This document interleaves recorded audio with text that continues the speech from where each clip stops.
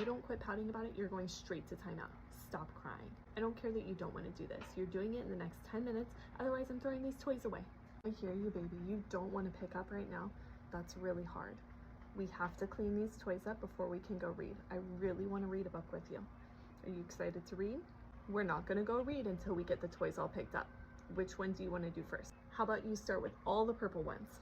Yeah, you can be like a tiger. You can toss them in the bin. That's just one example of how you can hold a boundary without having to use timeout, because timeout doesn't actually teach your kids the skills they need to follow through on whatever instructions or boundary you're giving them, right? And obviously we want to be age appropriate, developmentally appropriate, right? I'm not trying to get my 2.5-year-old to clean the entire kitchen because that doesn't make sense for his age.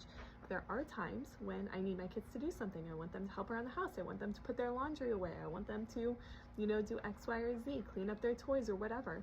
And I can get there without having to threaten them, shame them, bribe them, yell at them, or put them in timeout. You just need a different approach to setting the boundaries. A huge piece of this is that you're actually teaching, and in my Toddler Tantrums guide, we go through this framework of in the moment and teach, which is boundaries, right? So in the moment, you're helping them co-regulate, you're helping them calm down from their tantrum because they can't actually move forward when they're in the midst of like a huge emotional meltdown.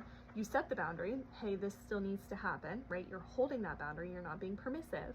And then the prep part of my framework really is like teaching. It's how do we motivate our kids? How do we get them to cooperate using positive parenting? So instead of timeout, we're going to use positive strategies like giving them a yes, breaking it down, making it fun, teaching them those skills of like how to break a big task into smaller pieces so that they can move forward and do it on their own.